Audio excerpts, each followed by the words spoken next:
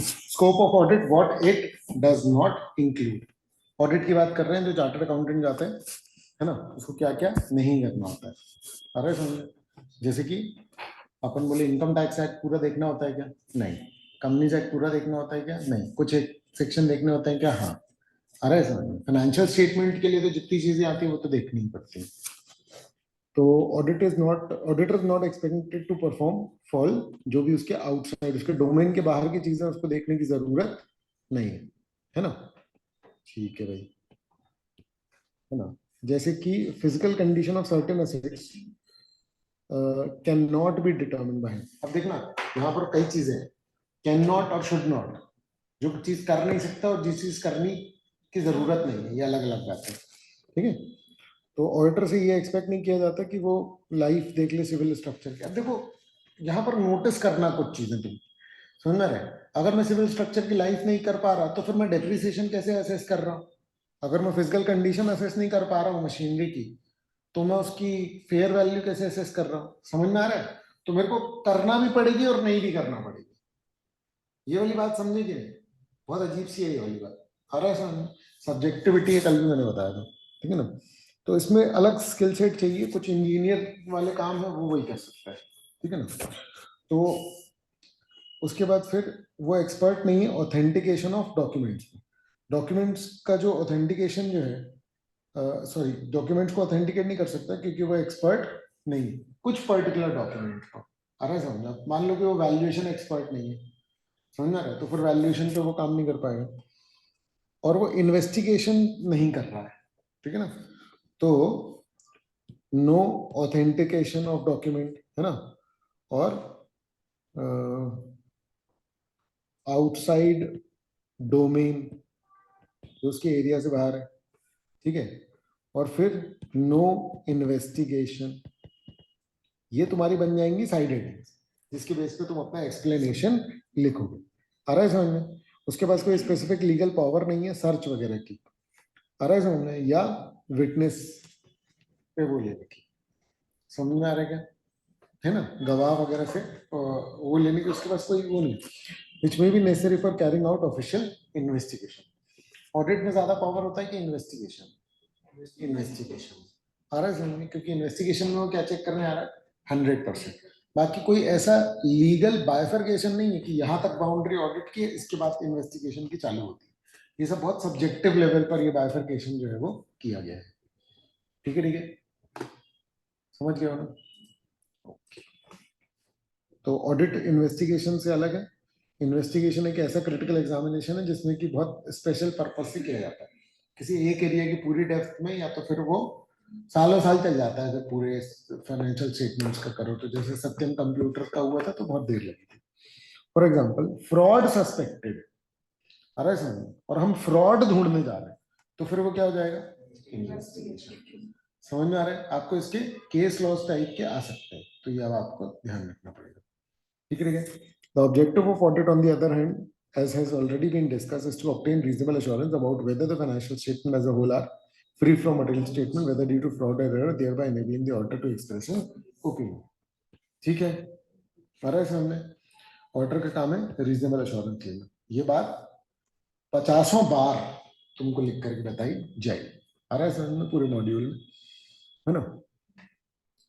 तो ये देखो, ये सीधा सीधा क्या बनाया हुआ है लोगों ने इसको। तो आप ये चीज नोटिस करो कि ये बढ़िया से बनाए हैं, है ना। ये आपको देख लेना है, ये बढ़िया, बहुत बढ़िया है। देख रहे हो, जो राइट लगे हैं वो स्कोप में है, जो रॉन्ग लगे हैं वो स्कोप में नहीं। क्लियर है? एक तरीके से समरी इन लोगों ने खुद ही बना करके दे दी। ठीक है ना। चलो, टेस्ट ऑफ अंडरस्टैंडिंग। लालजी भाई जो है उनने कुछ शेयर्स खरीदे लिस्टेड कंपनी के। फाइनेंशियल स्टेटमेंट में दिख रहा था कि हेल्दी फाइनेंशियल परफॉर्मेंस है, बढ़िया टर्नओवर है, डेट कम है, प्रॉफिट अच्छा है, आ रहा है समझ में? ठीक है ना। तो वो बढ़िया हो गया, उसका पैसा सेफ है और उसका पैसा डूबेगा नहीं। क्या ऑडिटेड रिजल्ट से ये इंश्योर हो सकता है? क्या थिंकिंग लालजी भाई की करेक्ट है? हाँ, बिल्कुल नहीं। कल डिस्कस किया था कल। देखो मेरा पॉइंट समझो, ऑडिटर किस बात का चेक कर रहा है? ऑनेस्टी। समझ में आ रही है बात? तो अपन इसका दोनों तरफ अपन आंसर लिख सकते हैं। ऑडिटर ये नहीं बोल रहा कि ये कंपनी अच्छी है, आ रहा है समझ कि इस कंपनी का भविष्य बहुत अच्छा है, समझ में आ रहा है। ऑडिटर ये बोल रहा है इन्होंने जितने जैसे जो फाइनेंशियल्स बनाए वो बिल्कुल परफेक्ट है। तो तुम कैसे ऑडिटर के बेस पे गारंटी ले रहे हो कि पैसा सेफ है? ये इस साल के जो फाइनेंशियल्स हैं वो बिल्कुल सही बने हैं, इसमें कोई मटेरियल एरर नहीं है। तुम पैसा जब इन्वेस्ट करते हो तो क्या देख करके करते हो?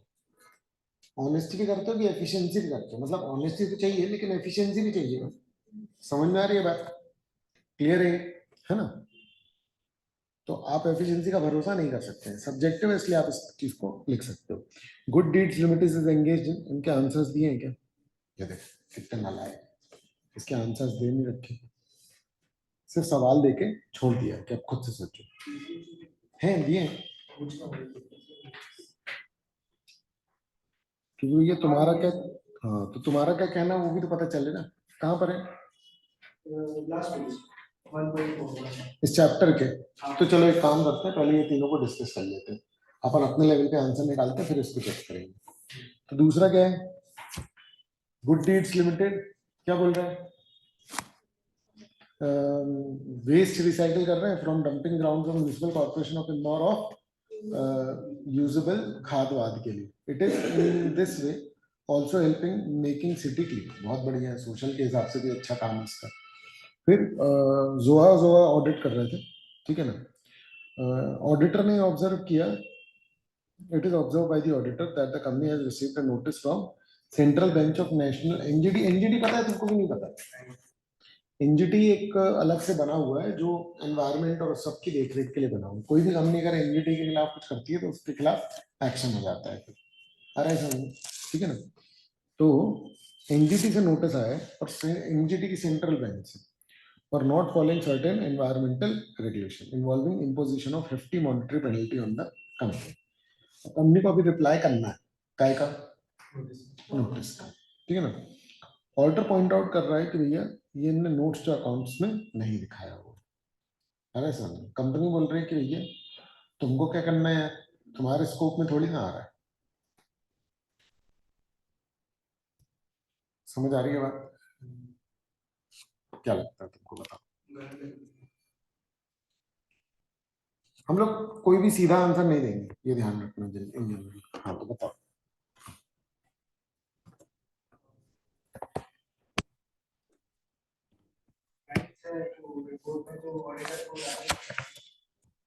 कैसा? अगर वो कंप्लायंस है हम उसको होम पे डालना तो ऑडिटर को डालने की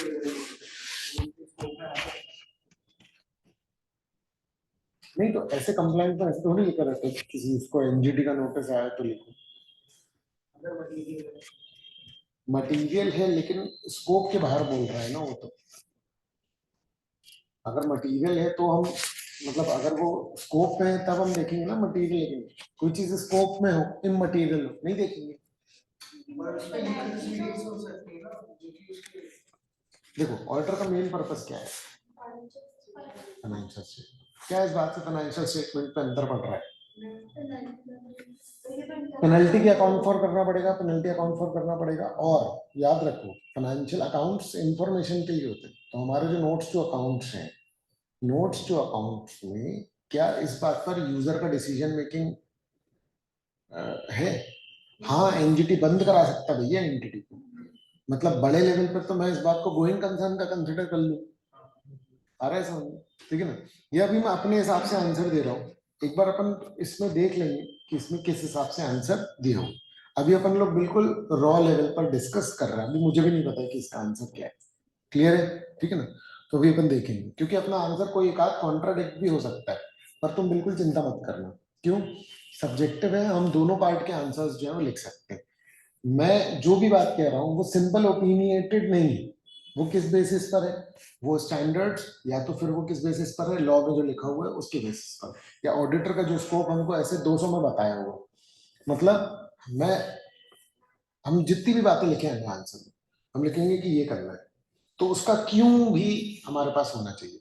हम ऐसा कर लेंगे, क्यों देखो ऐसे 200 में ये लिखा हुआ, हम ये कर लेंगे, क्यों देखो कंपनीज एक्ट में ऐसा लिखा हुआ। पॉइंट समझ में आ रहा है? तो अगर मैं इस बात पर कर रहा हूं तो मैं बोलूंगा कि देखो गोइंग कंसर्न पे बात आ सकती है, इसलिए मैं ऐसा बोल रहा हूँ। देखो ये फाइनेंशियल स्टेटमेंट्स का ट्रू इंटेंशन ये यूजर के उसको इन्फ्लुएंस कर सकता है माइंड को, इसीलिए ये बात बताना जरूरी है।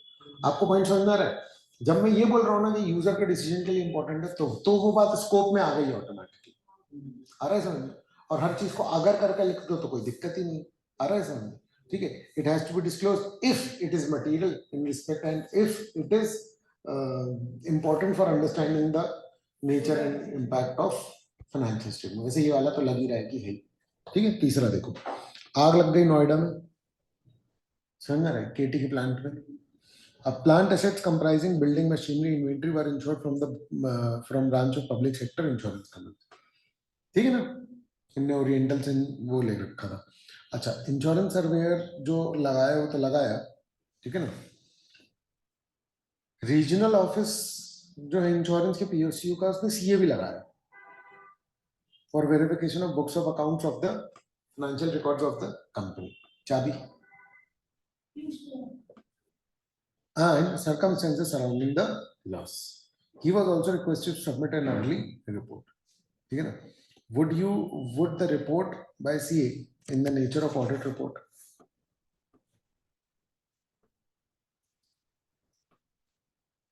कह रहा है कि यार देखो इंश्योरेंस कंपनी ने ये भी लगाया, इसको भी लगाया कि फाइनेंशियल्स देख लो और उस लॉस के अराउंड जो भी सर्कमस्टेंस है वो सब देख लो। क्या आपकी रिपोर्ट ऑडिट रिपोर्ट है? बिल्कुल भी। क्यों? देखो इंश्योरेंस कंपनी जो है उसको क्लेम देना है। जिस कंपनी में आग लगी है उसके plant building machinery inventories ensure थे, अरे समझ में, तो उसको ये देखना है कि ये चीजें उतनी वैल्यू की थी या नहीं थी। आप उसको इन्वेस्टिगेशन के नेचर का इन जनरल बोल सकते हो, पर उसको ऑडिट नहीं बोल सकते, क्योंकि ऑडिट तो पूरे फाइनेंशियल स्टेटमेंट के उस पर होता है ना। आ रहा है समझ? चलो इसके आंसर देखते हैं।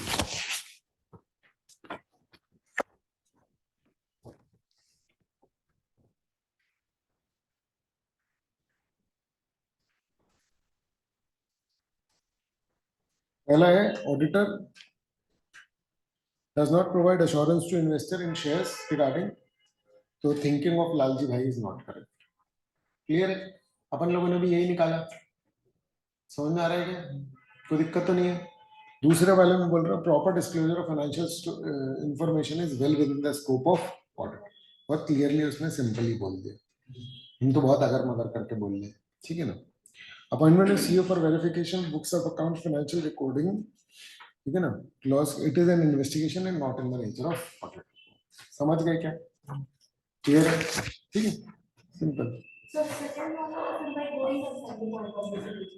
देखो मैंने रीजन भी बता दिए कि क्यों ये बात जरूरी है, आ रहा है समझ? ठीक है ना। तो आप देखो ये एक नंबर का आंसर ट्रू फॉल्स का, मैंने आपको बताया 3-4 नंबर का आंसर, तो वो जिसमें भी आए उस हिसाब से लिख लेंगे। पॉइंट ये कि किसी भी चीज को ठोस तरीके से मत बोलो, इनने खुद ने नहीं बोला, और सारी सिचुएशन ही ऐसी रहती है ऑडिट में मैक्सिमम। क्लियर है? उसके वॉल्यूम पे डिपेंड करता है। क्या एनजीटी बंद करा सकता है, तो फिर ये बात गोइंग कंसर्न तक पे भी जा सकती है। गोइंग कंसर्न पे आना मतलब बहुत बड़ी बात होगी, आ रहा है समझ? और या तो फिर छोटा मोटा पूरे ऑडिट रिपोर्ट में अलग अलग जगह पे इसकी रिपोर्टिंग हो सकती है। हो सकता है सिर्फ एम्फेसिस ऑफ मैटर, हो सकता है कि क्या हो, क्वालिफाइड ओपिनियन, कि एक एक लंबा चौड़ा पेनल्टी जो है वो आ गई। हो सकता है कि केस चल रहा हो, इन लोगों ने काउंटर केस लगाया है, आ रहा है समझ? डिस्क्लेमर नहीं होगा। डिस्क्लेमर इस पॉइंट से हो सकता है कि भैया इनने केस लगाया और उस आउटकम में पूरी कंपनी बर्बाद हो सकती है, तो भैया अभी हम कुछ नहीं कह सकते हैं। समझ आ रहा है? वो एम्फेसिस ऑफ मैटर टाइप आ जाएगा। एम्फेसिस ऑफ मैटर का मैटर अगर बहुत बड़ा होगा तो डिस्क्लेमर में जा सकता है। ये सब ऐसे 700 की सीरीज के समय हम लोग पढ़ लेंगे। शुरू में तो लेंदी रहता है ऑडिट, इवेंचुअली आपका काम होता जाएगा, जो जो बातें मैं डिस्कस कर रहा हूँ वो आगे मिलती जाएंगी आपको। समझ आ रहा है? सबसे ज्यादा मिलेंगे ऑडिट एविडेंस में, ठीक है ना। तो प्रोसेस ऑफ, अच्छा, इनहेरेंट लिमिटेशंस ऑफ ऑडिट, सीधे सीधे क्वेश्चन आते हैं एग्जाम में। अरे समझ, इनहेरेंट लिमिटेशंस ऑफ ऑडिट का क्या मतलब है?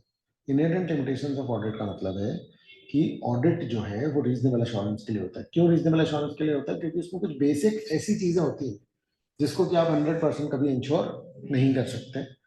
मतलब देखो समझो, 100 चीजें, मैं अगर 100 की 100 चेक करूंगा तो ऑडिट है नहीं, वो क्या है, इन्वेस्टिगेशन। ऑडिट है तो एक कम एटलीस्ट चेक करूंगा, एक कम करूंगा तो लास्ट वाली गलती इतनी बड़ी हो सकती है कि पता नहीं क्या हो। ऑडिट में हमेशा क्या मिलेगा, रीजनेबल एश्योरेंस। सैंपल आप कितना सिलेक्ट करते हो वो सब सब्जेक्टिव मैटर है, क्लियर है ना। तो नेचर ऑफ फाइनेंशियल रिपोर्टिंग, पहली लिमिटेशन, हो सकता है कि आपके फाइनेंशियल रिपोर्टिंग का ही नेचर ऐसा हो सकता है कि मटीरियलिटी है ना, सबसे बड़ी बात क्या है, एग्जाम्पल इसका क्या है, मटीरियलिटी। इसमें शायद कैलकुलेटर का ही एग्जाम्पल दिया गया हो, हमेशा तो दिया रहता है ना, लेकिन ठीक है चलो कोई बात नहीं। फाइनेंशियल रिपोर्टिंग का अपना नेचर ऐसा हो सकता है जिसमें कि हमने बोला कि नहीं नहीं कुछ कुछ चीजें छोड़ दो, तो अब उसने रिस्क क्रिएट कर दिया ना मेरे लिए। मेरा पॉइंट समझना, अगर मान लो कि क्या हो रहा है, फाइनेंशियल रिपोर्टिंग कुछ हद में वो बोल रहे हैं यार प्रोविजन बना लो, किस बेसिस पर बना लो, मैनेजमेंट बना लेगा। तो अब तो ये बात कंपनी वालों ने बोल दी, अब मैं बोलूंगा यार इसका ऑथेंटिसिटी क्या है, तो क्लाइंट जो कंपनी वाला है मेरे को कर रहा है, तो तुमको क्या करना है, कंपनी एक्ट में लिखा हुआ है, हम तो कंपनी एक्ट के हिसाब से कर रहे हैं। पर मुझे तो सेटिस्फेक्शन नहीं आ रहा ना यार कि अमाउंट का तो कोई बेसिस नहीं है। आपको समझ आ रहा है कि नहीं आ रहा है, देखो जो डेटर्स है मान लो 10 लाख के, उनने बनाया 1 लाख का प्रोविजन, समझ में आ रहा है, मेरे को लग रहा है 3 लाख का भी तो हो सकता है, ये तुम 1 लाख किस हिसाब से बना रहे हो, आ रहा है समझ, है उसके चेक करने के प्रोसीजर। पर अगर मान लो कि अकाउंटिंग करने के लिए जो रूल्स निर्धारित है, मान लो अकाउंटिंग स्टैंडर्ड ही आपको क्या अलाउ कर दे रहा है कि रीजनेबली ले लो ऑन मैनेजमेंट जजमेंट, समझ में आ रहा है, तो फिर क्या होगा, फाइनेंशियल रिपोर्टिंग का अपना ही नेचर ऐसा है कि चीजें क्या हो सकती है, आपने 1 लाख का प्रोविजन बनाया, एक्चुअल बैड डेट 6 लाख के हो गए, तो हो सकता है कि नहीं हो सकता है, आ रहा है समझ में? तो फाइनेंशियल रिपोर्टिंग का अपना नेचर ही थोड़ा सा डाइसी है, तो वो ऑडिट के लिए भी क्या बन जाता है, risk, inherent limitation. Inherent limitations जो है ना वो रिस्क भी है एक तरीके से, समझ में आ रहा है ना, ये ऑडिटर के लिए रिस्क का काम कर सकते हैं, ये बात हम आगे पढ़ेंगे, कनेक्ट करना सीखो चीजों को, समझ में आ रहा है। इनहेरेंट मतलब समझ रहे हो ना, इनहेरेंट मतलब क्या होता है, देखो एक पॉइंट समझना, ठीक है, मान लो कि तुमसे रेस लगवाई, ठीक है, तो तुम हार गए, ठीक है, या नहीं दौड़ पाए उतना तेज, ठीक है, दो बातें, ठीक है, तुमको हम कह रहे यार तुम मेहनत नहीं कर रहा, आ रहा है समझ, ठीक है ना, ढंग से दौड़ो, क्लियर है। दूसरे केस में है ना, मान लो कि उसके पैर भी बहुत छोटे हैं या उसके अंदर उतनी दम ही नहीं है, मेडिकली ही फिजिकली उसमें इतनी दम नहीं कि वो इतना तेज दौड़ पाए, तब उसको क्या बोलोगे, कह रहे यार तेज नहीं दौड़ रहे, यार अच्छे से नहीं दौड़ रहे, ये बोलोगे क्या। पॉइंट ये कि उसमें क्या है, उसकी बनावट ही ऐसी, वो दौड़ ही नहीं सकता यार, ऐसा नहीं आ रहा समझ में। तो पॉइंट ये नहीं है कि यार तुम कमी छोड़ रहे हो कुछ, पॉइंट ये कि भैया वो प्रैक्टिकली पॉसिबल है, आया समझ में। तो ऑडिट की इनहेरेंट लिमिटेशंस, मतलब ऑडिट इतना तेज कभी नहीं दौड़ सकता कि 100% मिस्टेक्स को वो फाइंड आउट कर दे। ऑडिट बना ही ऐसे है कि रीजनेबल एश्योरेंस दे। उसका पहला रीजन क्या है, क्योंकि फाइनेंशियल से ऐसे बनते हैं, कुछ चीजें तो होती है एस्टिमेट बेसिस पे, हम क्या बोले, ये जो असेट है वो 10 साल चलेगा कि 11 साल चलेगा, ऐसा होता है ना, पूरा राइट ऑफ हो गया फिर भी चल रहा है 5 5 साल, एस्टिमेशन ही था ना, गलत हो गया ना, नेचर ऑफ फाइनेंशियल रिपोर्टिंग ही ऐसा कि कुछ चीजें गलत हो सकती है, नहीं आया समझ। तो ऑडिटर कहाँ से, तो ये ऑडिट की भी लिमिटेशन हो गई, आपको समझ में आ रहा है कि नहीं आ रहा है, ठीक है ना, हर चीज को बिल से थोड़ी चेक कर सकते हो। तो preparation of financial statement involves many judgement, ये याद रखना, ठीक है ना, जजमेंट में सब्जेक्टिव डिसीजन हो सकते हैं, तो ऑब्वियस ही बात है, जिस चीज में अकाउंटिंग खुद श्योर नहीं है उसमें ऑडिटर कहाँ से श्योर हो जाएगा, ये इनहेरेंट लिमिटेशन है, अरे समझ में। तो इसीलिए ऑडिटर कभी नहीं बोल सकता कि हर अमाउंट करेक्ट, अरे अकाउंटेंट नहीं बता पा रहा है कि कोई अमाउंट चाहिए कि नहीं, अरे समझ में। और दूसरा कि ये चीज अलाउ कर रही है कौन, financial reporting, legal framework, standards, समझ पाए कि नहीं समझ पाए मुझे बता देना, ठीक है ना।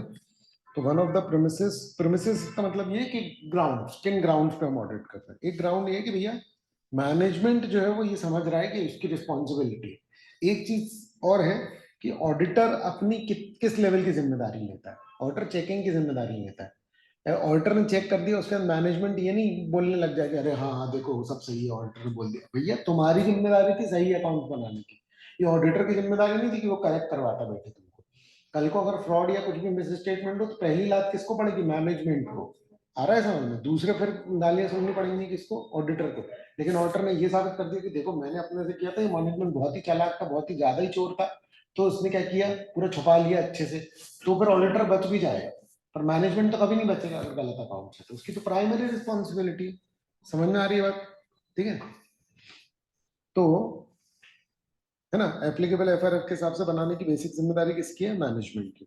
सब इंटरनल कंट्रोल लगाने की जिम्मेदारी किसकी है? मैनेजमेंट की। ये बात इनटू 50 टाइम्स आपको बताई जाएगी। आ रहा है सामने? ठीक है ना? ठीक है। कंसिडर फॉर एग्जांपल कि मैनेजमेंट, इसमें एक एग्जांपल दिया हुआ है कि मान लो मैनेजमेंट ने ऐसा कंट्रोल बनाया हो कि सारे परचेज बिल में स्टैंप लगी होगी और सिग्नेचर होंगे किसके? ऑथराइज पर्सन के। कहां पर? गुड्स रिसीविंग सेक्शन में। समझ आ रहा है? जिसमें कि डेट लिखी होगी, टाइम लिखी होगी। आपको पॉइंट समझ आ रहा है? उसने कंट्रोल बनाया कि भैया हमारी परचेज सही दिखे, उसमें जितनी भी परचेज होगी उसमें परचेज वाले के साइन होंगे। अब it is an example of internal control device by the company to ensure that only those purchase bills are produced for payment for which goods have been actually received. समझ में आ रहा है क्या?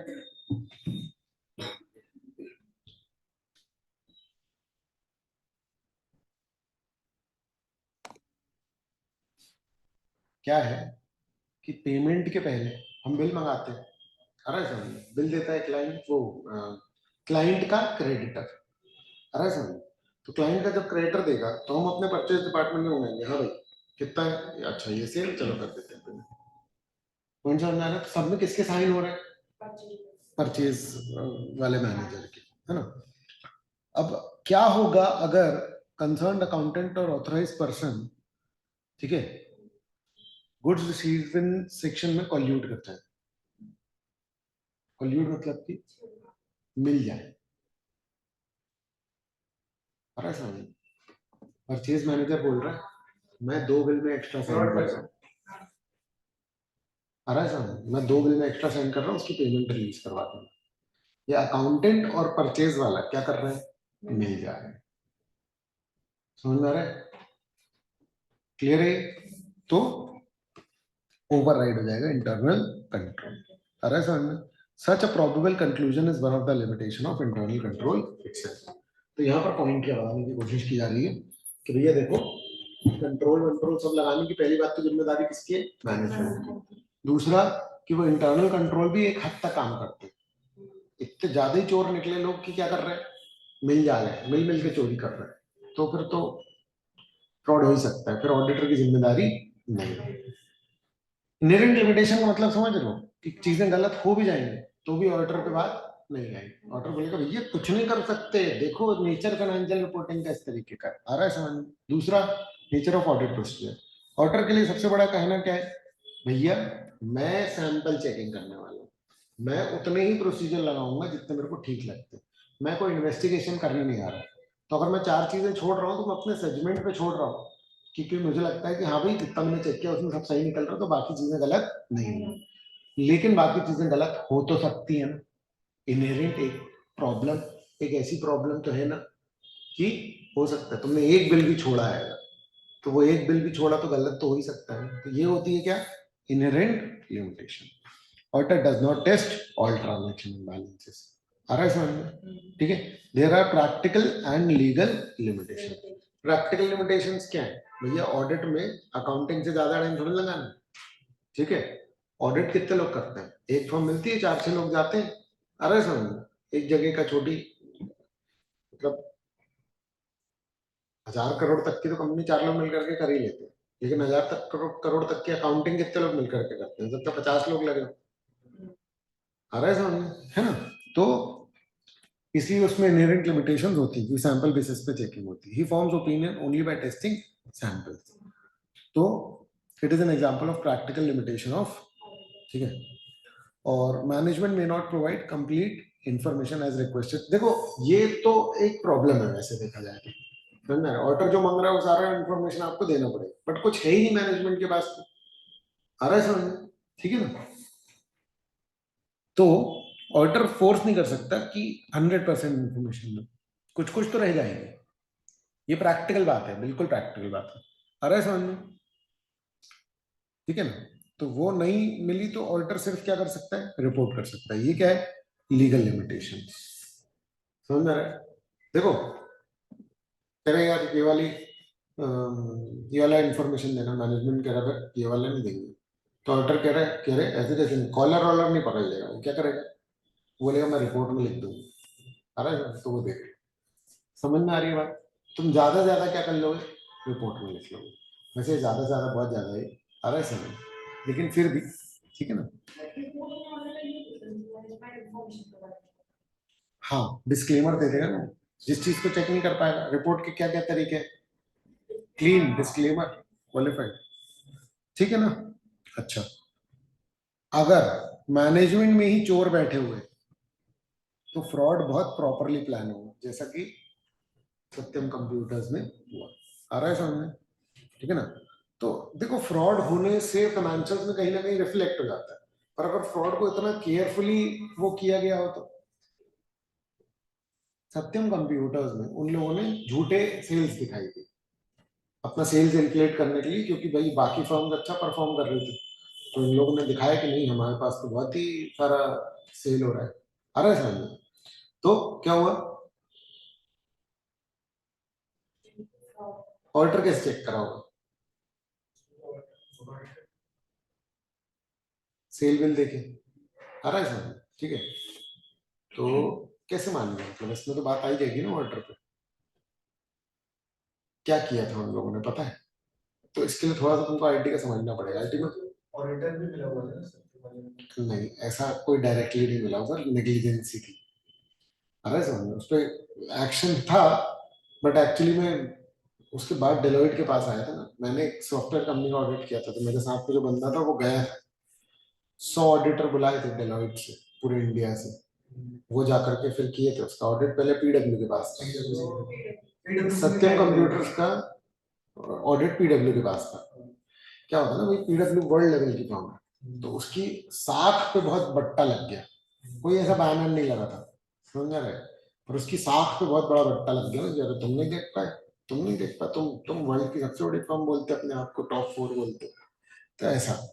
फिर वो डेलोइट के पास आता, तो डेलोइट से जो 100 ऑडिटर गए थे उनमें से जो एक बंदा था, उसके साथ कॉमन मैंने ऑडिट किया था एक सॉफ्टवेयर कंपनी, तो उससे मैंने सुनी थी सत्यम की पूरी कहानी जो एक्चुअल में वहां पर था। उसके लिटरली ये शब्द थे, कहता कि भाई ऐसे छुपाया था कि किसी का बाप नहीं पकड़ सकता था वो, आ रहा है समझ में, ये शब्द थे उसके, समझ में आ रहा है कि इतना क्या किया था सत्यम कंप्यूटर्स वालों ने, फॉल्स सेल्स जनरेट करी, आ रहा है समझ में, तो वो सॉफ्टवेयर से हो रही है, ठीक है। वहां क्या होता है, एम्प्लॉयज की अटेंडेंस ऑनलाइन लगती है और एम्प्लॉयज अपने आवर्स बिल करते हैं, ठीक है, कि एम्प्लॉयज के आवर्स जो है उसमें वो लगा रहे हैं कि किस किस कंपनी में, उनके सॉफ्टवेयर में, और जो एम्प्लॉय खाली रहता है ना वो ऐसे लिख देता है कि हाँ ये खाली, मतलब आइडल है, तो उनके सॉफ्टवेयर में एम्प्लॉय की आइडल आवर्स ढूंढ ढूंढ के भर दी। इसका मतलब कि एम्प्लॉय को खुद को नहीं पता, पर उसने किसी प्रोजेक्ट में काम किया हुआ है। अब ऑडिटर देखेगा तो उसको लगेगा कि एक्चुअल एम्प्लॉय तो है, वो एम्प्लॉय चेक कर ले उसकी दूसरी बिलिंग, तो किसमें फ्रॉड है वो कभी पता नहीं लगा सकता। कुछ कुछ नकली एम्प्लॉयज भी रखे थे उन लोगों ने, पर वो तो बहुत थोड़े थोड़े, मतलब हर जगह थोड़े थोड़े फ्रॉड जो है वो कर रखे थे, तो डिलॉयट इन्वेस्टिगेशन में गया था। हाँ, तो फिर जब, अच्छा, और उन्होंने क्या करा था, एक्चुअल प्रोजेक्ट्स को इन्फ्लेट किया था, और पुराने जो बंद पड़े प्रोजेक्ट्स थे उसमें सेल्स दिखाई थी।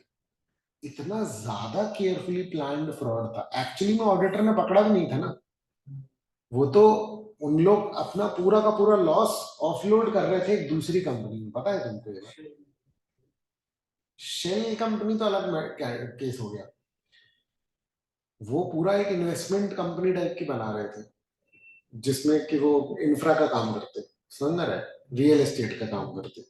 तो लॉस क्या हुआ, हर क्वार्टर में थोड़ा थोड़ा दिखा रहे थे, उनको लगा रहे आ जाएंगे क्लाइंट तो अपन ये सेट ऑफ कर लेंगे, वो हो नहीं पाया।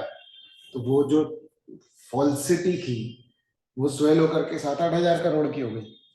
तो अब वो पूरा 8 हजार करोड़ का एक दूसरी कंपनी में डाल करके और फिर उसको लिस्ट करा देते, लोग उसके शेयर्स खरीद लेते, बाद में वो कंपनी वो डुबा देते, तो पैसा फैल जाता 8 हजार करोड़ का जनरल पब्लिक में। ये नए नए आईपीओ आते हैं ना, वैसे ही एक आईपीओ आता है, लोग उसमें इन्वेस्ट करते हैं, फिर वो कंपनी डूब जाती है। तो सत्यम पूरी की पूरी इंटैक्ट हो जाती है। अच्छा, वो जो लॉस का डॉलर है वो आईपीओ से रिकवर करेगा। हाँ, वो दूसरी कंपनी में चला जाता, क्योंकि ऐसा होता कि अरे ये कंपनी थी, ये वेंचर हमने किया, ये डूब गया। समझ में आ रही है बात? जीरो जो नकली कैश था, it would have been converted into actual cash by collecting from various public. सिर्फ इतनी दिक्कत हो गई कि उनके पास प्रमोटर स्टेक कम था। जब उन्होंने ये प्रपोज किया जनरल पब्लिक के सामने, रेजोल्यूशन ड्रॉप हो गया, स्पेशल रेजोल्यूशन नहीं मिल पाया। 75% लोग अग्री होने चाहिए, नहीं किए। जैसे वो ड्रॉप हुआ तो सबकी नजरें आ गई, कहते भैया ये क्या कर रहे हैं। फिर पता चला कि मेटा से अब ये पूरा प्लान एक्चुअली में शेयर होल्डर्स को बचा लेता, क्योंकि उसके खुद के पास भी शेयर्स थे ना। पर उस समय पिक्चर कैसी दिखी लोगों को कि सेल सेल तो सब एक्चुअल है।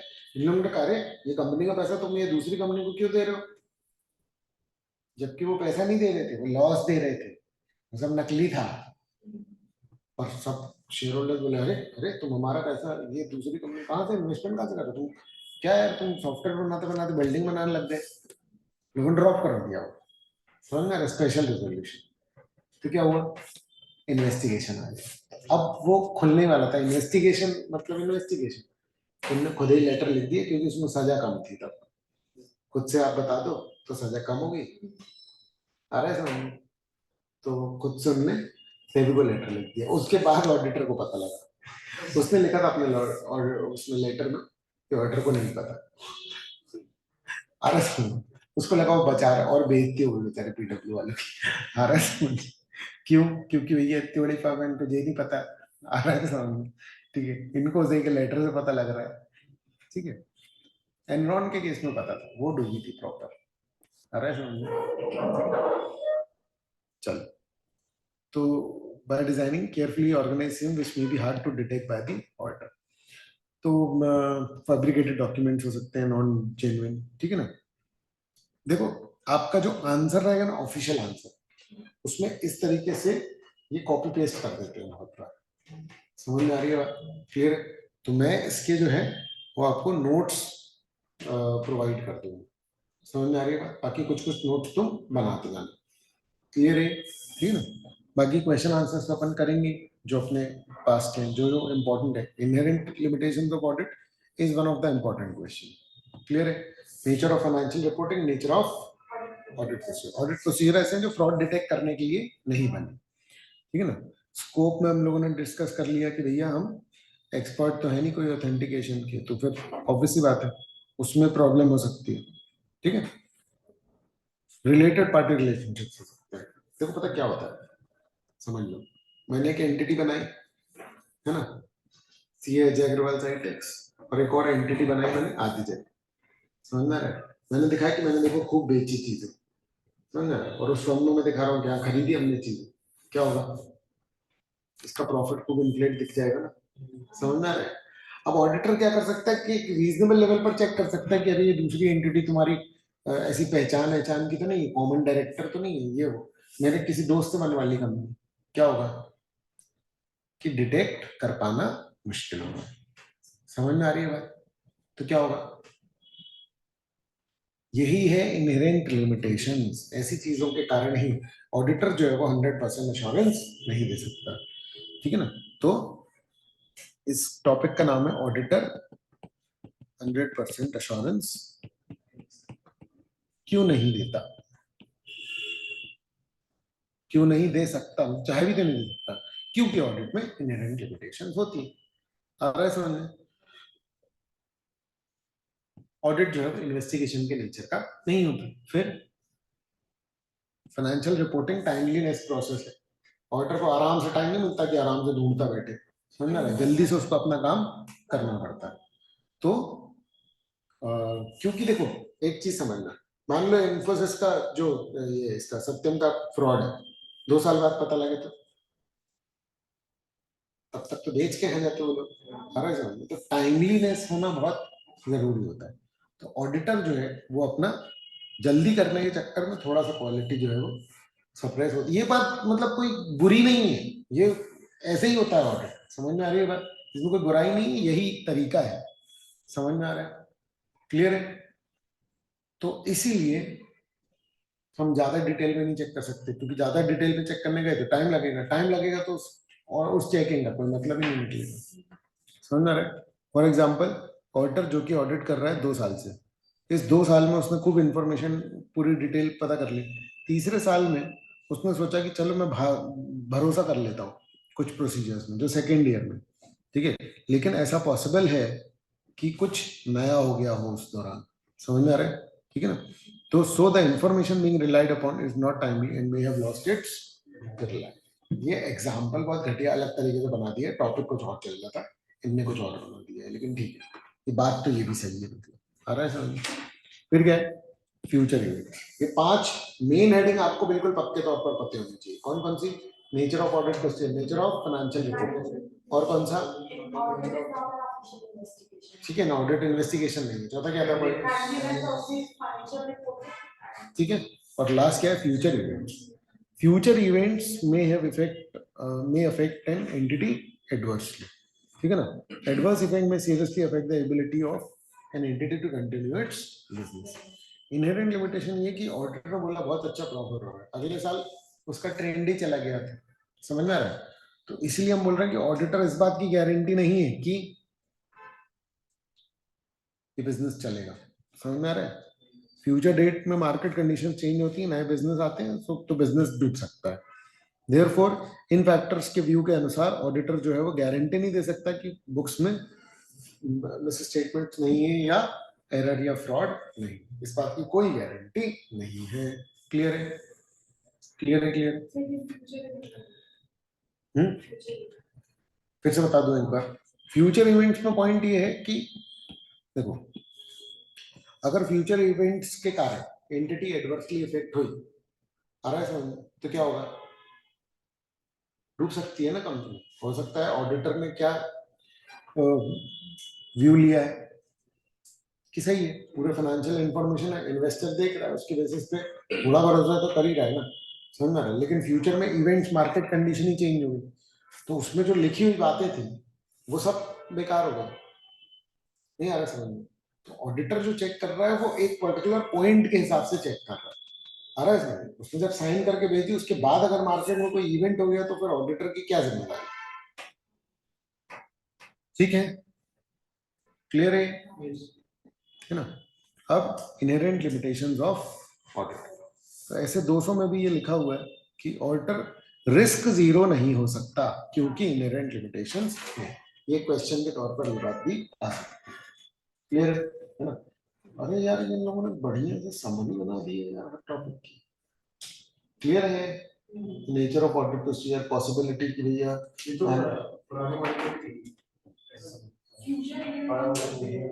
हाँ, तो इन लोग जो बुक ऑफ रहती है ना उनमें बस यही डाल देते हैं, पूरा पूरा डिटेल में डालते हैं। अरे ऐसा नहीं है, बहुत बढ़िया, यही काम का है बस, है ना? बाकी मत रीड करना। क्लियर है? यही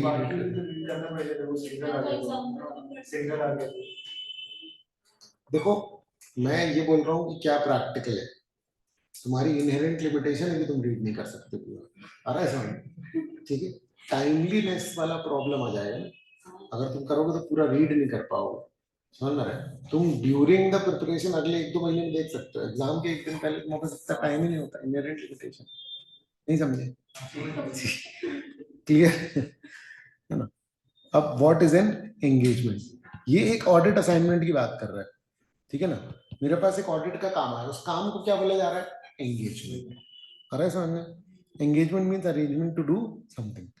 In the context of auditing, it means formal agreement between auditor and client. आ रहा है समझ में? ठीक है ना? अब एक्सटर्नल ऑडिट, अच्छा, इसमें एक एंगेजमेंट लेटर साइन होता है। ऐसे 210 में इसकी डिटेल है, agreeing to the terms of engagement. ठीक है ना? The purpose of external audit engagement is to enhance the degree of confidence of intended users of financial statement. Such engagements are also reasonable assurance engagement. ठीक है ना? तो reasonable word लगा रहता है, रीजनेबल अश्योरेंस. हम अश्योरेंस नहीं देते, हम कौन सा अश्योरेंस देते हैं? रीजनेबल, है ना? क्योंकि सिर्फ अश्योरेंस आपको लगेगा एब्सोल्यूट, एब्सोल्यूट मतलब 100%, 100% कोई भरोसा नहीं दे सकते. क्यों नहीं दे सकते? Inherent limitation. For example, her company को ऑडिट कराना, समझ ना रहे, बल्कि नॉन कॉर्पोरेट भी चाहे तो मर्जी से ऑडिट करा सकते हो. एग्जाम के आए हुए क्वेश्चंस बता रहा हूं, समझ ना रहे. क्यों एक नॉन कॉर्पोरेट एंटिटी ऑडिट कराएगी? ये रहा अगला टॉपिक. ये अपने आप में एक क्वेश्चन, इसकी जितनी हेडिंग्स है ना वो क्वेश्चन बन के आई हुई. समझ में आ रहा है? क्यों? देखो, कॉर्पोरेट है उसके लिए ऑडिट कंपलसरी, क्योंकि कंपनी एक्ट में लिखा है कि ऑडिट तो कराना ही पड़ेगा. नॉन कॉर्पोरेट है वो कौन कौन सी हो सकती है? एनजीओ वगैरह, सोल प्रोप्राइटरशिप. हाँ, स्ट्रक्चर बताओ. Sole proprietorship, partnership, LLP particular limit से नीचे, और एलएलपी को भी ऑडिट कराना पड़ेगा. सेक्शन 8 पब्लिक या प्राइवेट तो होगी ना, कंपनी तो कंपनी, उसको तो ऑडिट कराना पड़ेगा. क्या बात कर रहे हो? उसको तो कंपल्सन है. नॉन कॉर्पोरेट, हाँ, अबे कॉर्पोरेट बैंक कंपनी फॉर्म में नहीं होती है, कैसी बातें कर रहे हो? बैंक कॉर्पोरेट फॉर्म में ना हो तो उसको ऑडिट कराना पड़ता है, बहुत रिस्की होता है. समझ रहे? तो नॉन कॉर्पोरेट जो कंपनी नहीं है वो क्यों ऑडिट कराने की सोचेगी? क्या फायदे हैं? तो यहाँ पर एडवर्टाइजमेंट चल रहा है ऑडिट का. क्या बोल रहा है? हाँ, HUL, मैंने अब भी आके मारूंगा. अरे मल्टीनेशनल कंपनी HUL. ठीक है, तो ये है ऑडिट का एडवर्टाइजमेंट. आ रहा है समझ? ठीक है, ऑडिट कराने के फायदे. ऐसा मत लिखना, मैं ऐसे ही लिख दे रहा हूँ. ठीक है ना? ऑडिट कराने के फायदे लिख लो तुम. समझ में आ रहा है? ये मैं अपने लिए लिख रहा हूँ. ठीक है, ऑडिट से ऑडिटेड अकाउंट्स जो है उस पर सिर्फ एक फर्क रहता है. किस चीज का? भरोसे का. समझ में आ रहा है? फाइनेंशियल तुमको अच्छा बैंक के अच्छा 2 लाख का प्रॉफिट हुआ, बोले अच्छा सीए से साइन करा के लाओ, अच्छा मतलब सही में 2 लाख का हुआ. समझ में आ रहा है? ये फर्क आता है किसमें? ऑडिटेड और नॉन ऑडिटेड. क्लियर है? तो इट गिव्स कॉन्फिडेंस. सबसे पहला बेनिफिट है क्या? कॉन्फिडेंस. किसमें कॉन्फिडेंस? फाइनेंशियल स्टेटमेंट्स पे कॉन्फिडेंस. ठीक है ना? क्लियर है ना?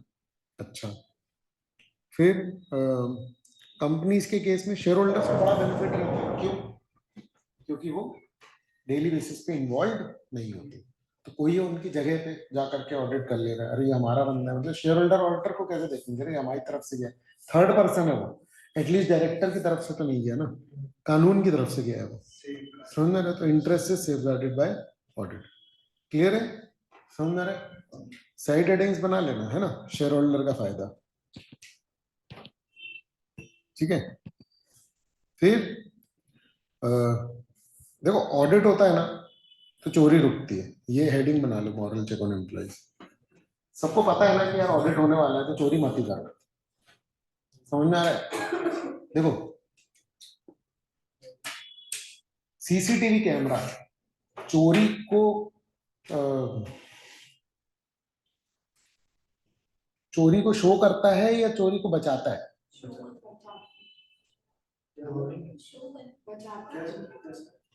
सीसीटीवी कैमरा चोरी को शो करता है या चोरी को बचाता भी है? कभी कभी बचाता देता है. कैसे बचाता? हमेशा है, कभी भी शो करता है. अगर नहीं सकते तो बचाते. देखो, सीसीटीवी में तो हाथ तो निकल के आ नहीं आएगा, घूसा मार के पहले चोर आराम. लेकिन सीसीटीवी लगे होते हैं तो लोग चोरी नहीं करते, इसलिए वो, हाँ हाँ, मैं तुम्हारा वो ही कर रहा हूँ. पहले मैं अगेंस्ट में बता रहा था, अब मैं फेवर में बता रहा हूँ. ठीक है ना?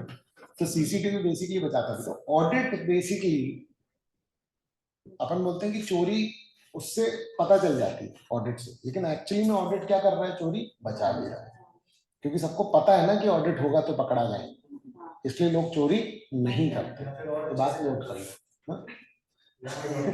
मतलब और फिर मेहनत हो जाएगी ना, इतनी मेहनत सीधे सीधे काम में कर लो तो सक्सेस मिल जाए. अरे सुन, ऑडिट अगर होने के बाद आपको अगर चोरी करनी है तो आपको इतनी प्लानिंग करनी पड़ेगी जितने में सीधे रास्ते से ही आपको इतने पैसे मिल जाएंगे। आ रहा है समझ में? क्लियर है? नोट कर लो इस बात को, ये मिलेगी नहीं कहीं पर लिखी, ये थर्ड पॉइंट का है। अब याद रहे तो यही लिख लो। पॉइंट ये कि ऑडिट ऑडिट फ्रॉड को बचाता भी है कुछ हद तक, है ना? ऐसे करके याद कर सकते हो। एग्जाम्पल बहुत इंपॉर्टेंट है इसमें, क्योंकि ये बात प्रूव होनी जरूरी है। अदरवाइज ऐसे थोड़ी कि ऑडिटर जो है वो पकड़ लेता है चोर को, है चोरी करता है, ये नहीं होता है, समझ में आ रहा है? ठीक है ना? अगर हाँ लिख लो, मतलब याद आ जाए तो। एग्जाम में लिख सकते हो, लेकिन अगर स्पेसिफिकली इस पर क्वेश्चन आता है तो तुम्हें टाइम का बहुत ध्यान रखना पड़ता है, तो बाकी कोई दिक्कत नहीं। हाँ क्वेश्चन अगर इसी पर आया है पूरा तो हाँ लिख सकते हो। चलो, गवर्नमेंट को हेल्प होती है। ये सब किस केस की बात कर रहे हैं? जब कंपलसरी नहीं है तब भी क्या हो रहा है? तब भी ऑडिट कराने से फायदे हो रहे हैं। किसको हो रहे हैं? गवर्नमेंट को। और जो लोन वोन दे रहा है उसको फायदा हो रहा है। ये सब फायदे हैं, भले ही एंटिटी नॉन कॉर्पोरेट है फिर भी ऑडिट करा ले, सबको ऑडिट कराना चाहिए। ये देखो कितने सारे फायदे। समझ में आ रही है बात? सीए को काम मिलेगा। क्लियर है कि नहीं? समझ गए हो कि नहीं? है ना? फिर इससे फ्रॉड और एरर या दोनों के दोनों भी डिटेक्ट किए जा सकते हैं। मकसद नहीं होता, लेकिन फिर भी रीजनेबल एश्योरेंस हो सकता है, बड़े फ्रॉड का पता लग ही जाए। अच्छा, ऑडिट ऑडिट जो है उससे पता लगता है कि जो असेट आप बुक्स में दिखा रहे हो वो है कि नहीं, तो एग्जिस्टेंस आ रहा है समझ में? अच्छा, कंट्रोल्स की बात है तो बहुत सारे कंट्रोल्स जो है वो ऑपरेट कर रहे हैं कि नहीं, तो डेफिशिएंसीज पॉइंट आउट करने में हेल्प मिलती है। देखो क्या है, आपका ऑडिट होना कंपलसरी नहीं है, करवा लोगे तो तुम्हारा जो है एंटिटी कैसे चलेगी, अच्छी चलेगी। नहीं आया समझ में? क्लियर है? देखो क्या है, हम पढ़े लिखे हैं, समझ में आ रहा है? हम जब बिजनेस कर रहे हैं तो हम उसमें लूपहोल थोड़ा प्रॉपरली देख सकते हैं। जो बिजनेस कर रहा है उसके पास ज्यादा नॉलेज जरूर है, बट कुछ चीजों में हो सकता है कि वो लूपहोल नहीं देख पा रहा। समझ में आ रही है बात? मैंने एक स्कूल का ऑडिट किया था 2004 में, यही लोकल। जब मैंने नहीं हम बताएंगे, ठीक है, रिकॉर्डिंग ऑफ करके।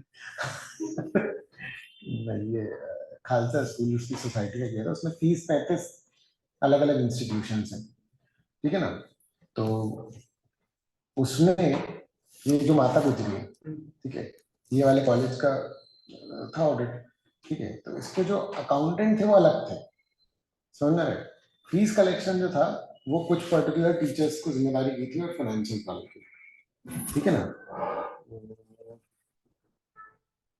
है ना? और उन्हीं को कैश जमा करना था। जो अकाउंटेंट था उसका काम था सिर्फ रिकॉर्ड रखना, ठीक है। लेकिन जो फीस कलेक्शन और डिपॉजिट का था उसमें लेडीज थी, समझ रहे? अकाउंटेंट जो था वो मेल था, समझ रहे? तो फिर उन लेडीज को लगा कि अरे ये मर्द है, इसको थोड़ा सा काम अच्छा हो जाएगा, समझ में आ रहा है? तो उनने डोल दिया उस पर। और ये इंटरनल कंट्रोल का एक बहुत बड़ा लूप होल है। इंटरनल कंट्रोल कब वर्क करता है कि भैया अकाउंटेंट अकाउंटिंग करेगा, पैसे वाले पैसे का काम करेंगे। इससे क्या होगा कि कभी भी एक बंदा मैनिपुलेट नहीं कर सकता। उनने कैश उसको दे दिया, इनने अकाउंट्स मैनिपुलेट कर लिए। समझ में आ रहा है? तो वो क्या करता था, वो बंदा अकाउंट में लिख देता था कि हाँ ये पैसा यहाँ से निकला, समझ में आ रहा है? तो वो 2-2 लाख रुपए 2-2 महीने के लिए क्या कर लेता था, यूज कर लेता था। वो 2 महीने बाद में ऐड कर देता था। हाँ, टीमिंग एंड लीडिंग नहीं। टीमिंग एंड लीडिंग पर्टिकुलरली कौन सा फ्रॉड होता है पता है? जिसमें कि एक डेटर से पैसा आया तो आपने उसको दूसरे वाले में वो रख लिया आपने, पहले वाले का। दूसरे का आया तो पहले डेटर को चुका दिया, तीसरे का आया तो दूसरे को चुका दिया, वो होता है टीमिंग एंड लीडिंग। अरे समझ, ये अलग ही है। हाँ, ये इंटरनल कंट्रोल की खामी है ना, कि उसी के पास कैश आ गया, कैश जमा करने का, तो टीचर्स ने उनको दे दिया, वो लेके गए, उन्होंने थोड़ा सा अलग रख लिया, और अकाउंट उन्हीं के हाथ में था। अरे समझ, मतलब मैं पहली बार जीवन में ऑडिट किया था, मुझे 3 दिन हुए थे कल ऑडिट करते, चौथे दिन वो मेरे घर आ गया था कि अरे सर को मत बताना। अरे सर, ठीक है ना, चलो ठीक है, कोई बात नहीं, ठीक है, क्लियर है। तो ऑडिट मैंडेटरी या वॉलेंट्री, ठीक है ना। अच्छा, है ना, ये समझ गए हो, है ना, बेनिफिट्स क्लियर है ना। इसकी समरी नहीं बनी, इसलिए सारे पॉइंट्स बना लेना, मेरे पास पढ़े हैं, कुछ कुछ नोट में दे दूंगा, ठीक है। अब बताओ, मैंडेटरी या वॉलेंट्री? कंपनीज के लिए मैंडेटरी, बाकी सब के लिए वॉलेंट्री। अरे सर, तो ये आपको लिखना पड़ेगा, ठीक है। तो ये नेसेसरी नहीं है, जरूरी नहीं कि, है ना, कंपनीज के लिए तो कंपलसरी है, बाकी इंडिया में हर पर्सन को ऑडिट कराना है अगर टर्नओवर क्रॉस होता है। ये इनकम टैक्स, तो ये अलग अलग है, कंपनीज एक्ट का ऑडिट अलग होता है, इनकम टैक्स का ऑडिट जो है वो अलग होता है, ठीक है। अच्छा, कुछ स्कूल्स को अपना ऑडिट कराना है ग्रांट व्रांट लेने के लिए गवर्नमेंट से, अरे सर, ठीक है ना। तो audit is not always mandatory, समझ में आ रहा है। कुछ एंटिटीज अपना वॉलंटरी करा लेती हैं ऑडिट, क्योंकि उनको पता है कि ऑडिट में बहुत सारे फायदे, क्लियर है ना। अच्छा, इंटरनल ऑडिट बहुत लोग कराते हैं क्योंकि उससे एफिशिएंसी चेक जो है वो हो जाता है। खैर, who appoints an auditor? Generally an auditor is appointed by owners and in some cases constitutional government authorities. समझ में आ रहा है क्या? ठीक है, ओनर्स किस में अपॉइंट करते हैं बेटा? कंपनी के केस में जनरली, ठीक है। कॉन्स्टिट्यूशनल या गवर्नमेंट अथॉरिटी किस में? सीएनएजी। कुछ गवर्नमेंट एंटिटीज में गवर्नमेंट अथॉरिटीज करती हैं विद एप्लीकेबल लॉज। जैसे कि कंपनीज के केस में ऑडिटर कौन अपॉइंट करता है? Share holders. समझ में आ रहा है? कहां पर करते हैं वो? एजीएम में। क्लियर है? शेयर होल्डर्स बेसिकली क्या है? ओनर्स है। और गवर्नमेंट कंपनीज के केस में कौन करता है अपॉइंट? ये लिख दिया मैंने ऊपर वैसे। आ रहा है समझ में कि इंडिपेंडेंट कॉन्स्टिट्यूशनल अथॉरिटी, ठीक है। ये किस बात का जवाब है? हु अपॉइंट्स एन ऑडिटर, ठीक है। केस ऑफ अ फर्म, एक फर्म को ऑडिट कराना कंपलसरी होता है? नहीं। अगर लिमिट से ऊपर आ रहा तो टैक्स वाला तो कराना पड़ता है, बाकी जनरल ऑडिट्स को कराने का कोई कंपल्शन नहीं होता, वो अपने अकाउंट्स का ऑडिट करा रहा है। आ रहा है समझ में? तो उसमें कौन अपॉइंट करेगा? पार्टनर, ये वैसे भी वॉलेंट्री है, ठीक है ना। अच्छा, ऐसी सिचुएशन हो सकती है कि कहीं फ्रॉड रॉड या कुछ इस तरीके से हो, ठीक है ना, तो वो इन्वेस्टिगेशन हो जाता है। अच्छा, कुछ केसेस में गवर्नमेंट अथॉरिटी जो है वो किसी कानून के हिसाब से ऑडिट अपॉइंट कर देगी। कुछ सोसाइटी सोसाइटी में ऐसा होता है कि सरकार क्या बोल देगी कि इसका ऑडिट होना, ठीक है। अच्छा, किसको रिपोर्ट सबमिट करेगा? जिसने अपॉइंट किया। आ रहा है समझ में? उसको, ठीक है। आ रहा है समझ में? ठीक है। कंपनीज के केस में जो रिपोर्ट रहती है वो शेयर होल्डर्स को एड्रेस्ड रहती है, आप लोग पढ़ेंगे तो समझ में आ जाएगा। क्लियर है ना? ठीक है ना, ठीक है ना। चलो, अब डिस्कस करते हैं कि भाई केस स्टडी वगैरह क्या आप थोड़ा बहुत समझे कि नहीं समझे। रोहित, गुरप्रीत, अली, गुरेटी, ये सब 4 दोस्त थे, स्कूल से दोस्त थे, मुंबई में पढ़ते थे। सीए फाउंडेशन सबने साथ में क्लियर किया एक ही अटेम्प्ट में। अब सोच रहे हैं कि इंटर दे दें।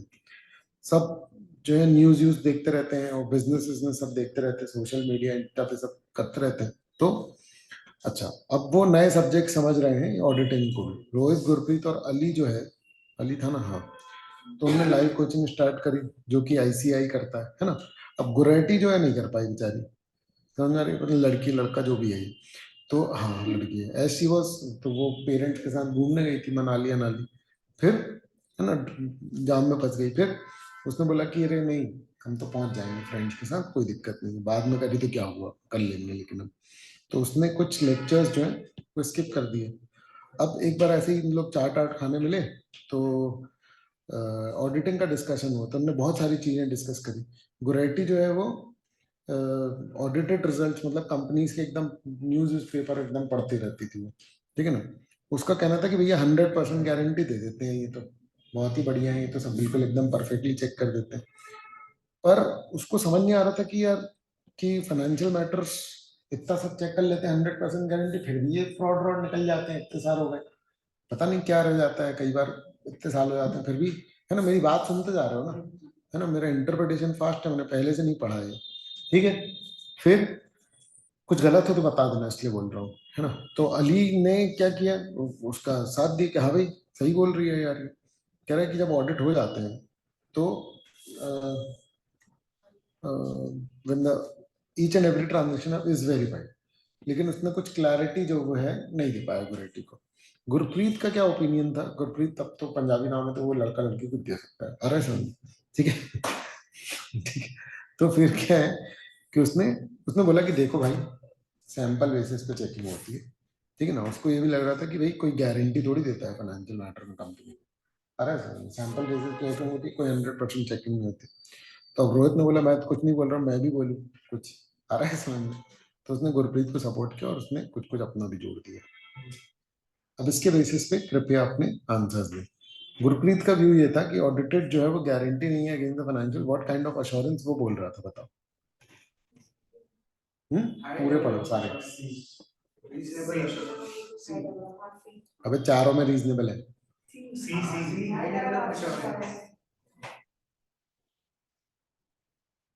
It provides reasonable assurance meaning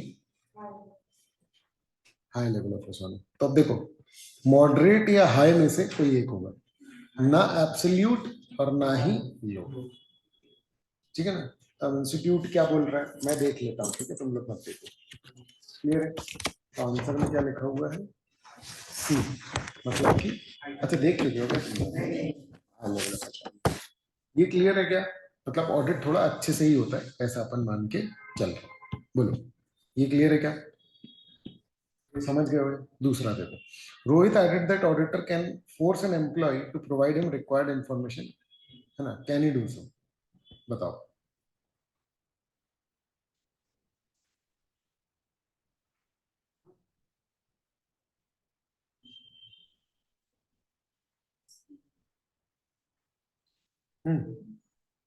क्या होगा? नहीं, इसका ए है, इसका ए दिया हुआ है कि ऑडिट एविडेंस की, एम्प्लॉय की बात की गई है यहाँ पर, इसीलिए इसका आंसर ए दिया हुआ है बुक में। समझ में आ रही है बात? ठीक है, अच्छा इसमें नहीं, इसमें रीजंस नहीं दिए हुए, ठीक है।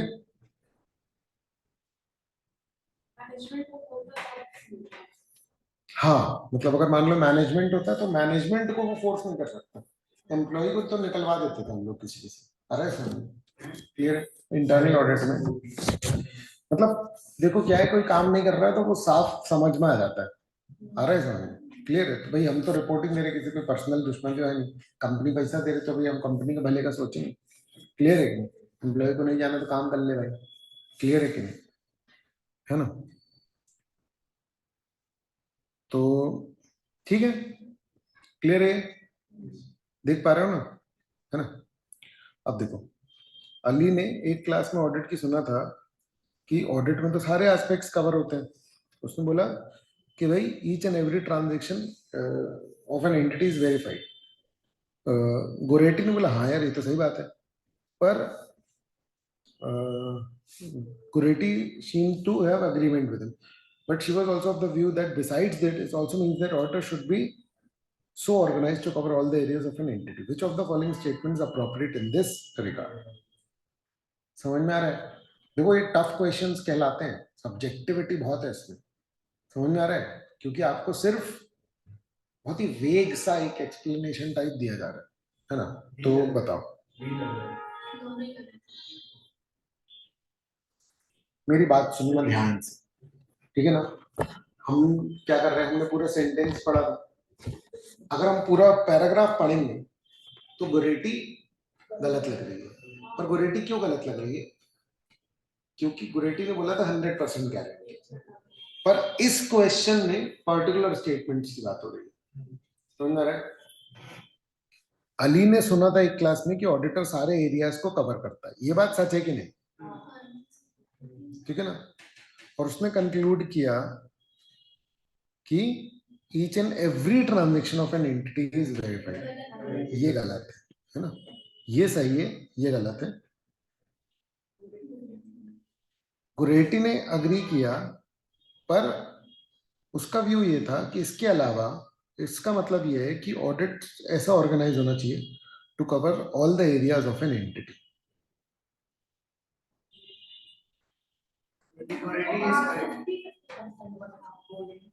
हम्म अरे इसका आंसर पता क्या दिया है? इसका आंसर दिया है सी।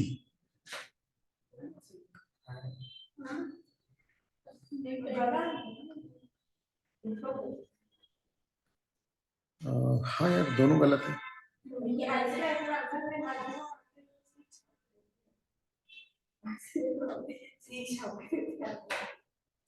ये तो मॉड्यूल ही गलत है। ठीक है, तुमको समझ में आ रहा है ना? मतलब तुम समझो कि तुम आंसर इसमें बुक में सी दिया है, बट तुमको ये क्लियरली समझ में आ रहा है कि नहीं कि बुक गलत है? समझ में आ रहा है ना? तो ये इंपॉर्टेंट है। क्लियर है? क्योंकि ऐसा अपन अज्यूम कर सकते हैं कि कुछ क्वेश्चंस जो है वो वैलिडेट तो होंगे। मुझे लगता है कोई भी चार्टर्ड अकाउंटेंट ऐसा तो नहीं, तो ये सेंटेंस उसने पढ़ लिया ना कि ईच एंड एवरी ट्रांजेक्शन, अगर उसने जीवन में एक भी बार ऑडिट किया हो तो वो समझ जाएगा कि भैया अली तो बेवकूफी है। मतलब आ रहा है समझ? ईच एंड एवरी ट्रांजेक्शन तो चेक होता ही नहीं है। आ रहा है समझ? है ना? तुम इसका डी ही करो। बहुत इनकरेक्ट है।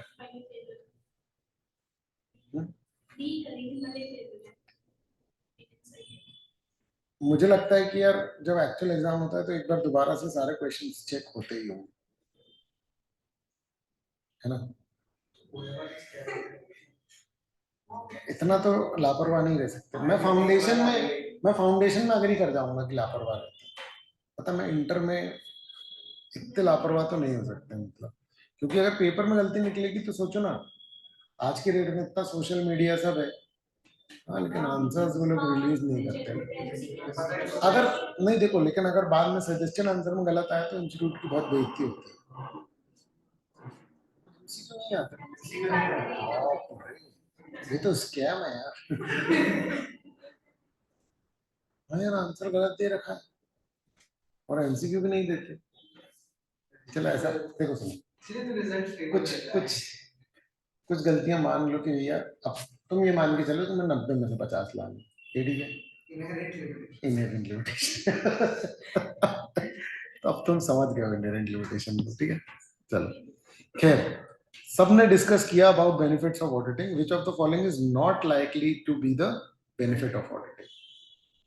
ठीक है, अब बताओ। हाँ, since auditing is concerned connected to future event, auditing can be easily relied upon by users.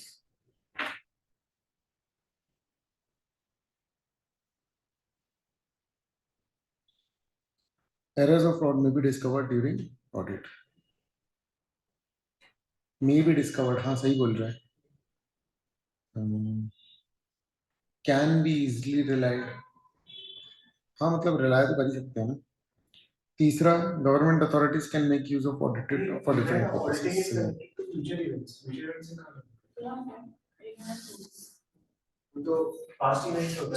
सारे पढ़ लें, कौन सा ज्यादा गलत है।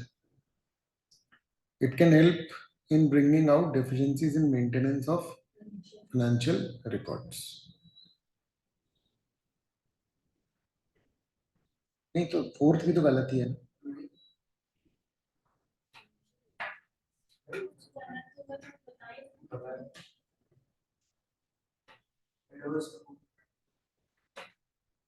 इसमें डी दिया हुआ है।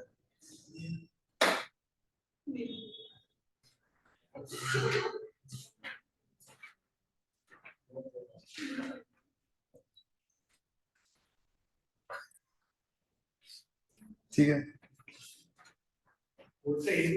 ए ही होगा। हाँ, नेक्स्ट पेज पे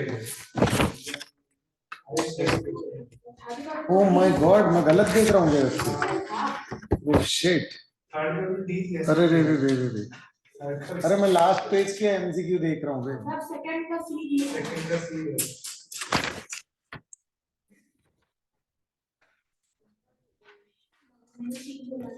इसका पहले वाले का सही दिया ना इन लोगों ने, तो मैं वो हो गया कि यार ये सही है।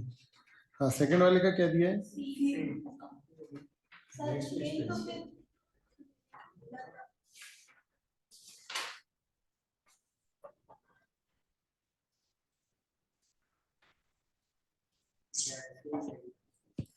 चलो ठीक है, माय बैड। हाँ अभी तक तो लास्ट का देख के कह रहा था कि यार इंस्टीट्यूट में गलतियां हैं, तो मैं गलत एमसीक्यूज ही देख रहा था, सॉरी गाइस। ठीक है चलो, अब बताओ थर्ड का क्या दिया हुआ है? डी ही दिया हुआ है ना, चलो ये तो अपन लोग काफी श्योर थे। और फोर्थ का क्या दिया है? ए ही है ना। चलो। अच्छा इसमें भी 5 ही, लास्ट पेज में भी 5 ही। हाँ ठीक है समझ गया, ठीक है। गुरेटी ने दोस्तों को बताया कि उसने न्यूज़पेपर रिपोर्ट पढ़ी कि कैसे कंपनी ने ऑडिटर को बेवकूफ बना दिया और डॉक्यूमेंट्स झूठे झूठे दे दिए। Which of the following statement seems to be appropriate in this regard? बताओ।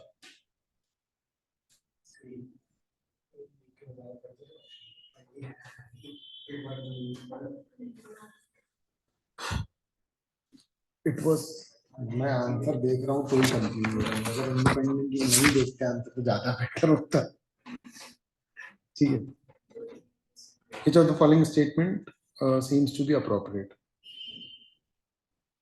It was wrong on the part of auditor to rely upon fabricated document. ऐसा तो वो कर कहीं कर सकता है। He must have discovered कैसे होगा?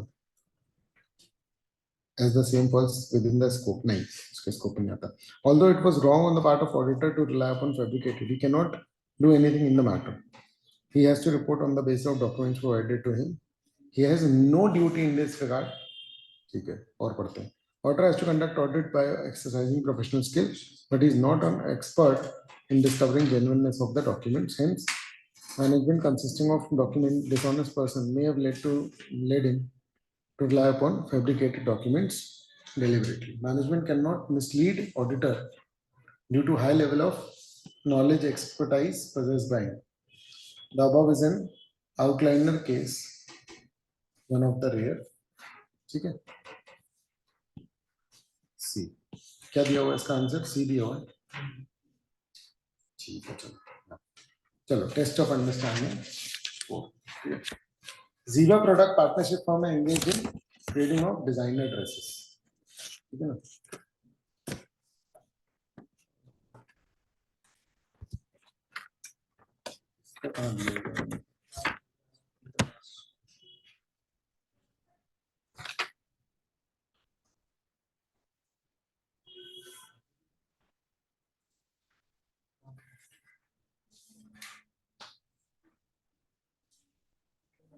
चलो ठीक है।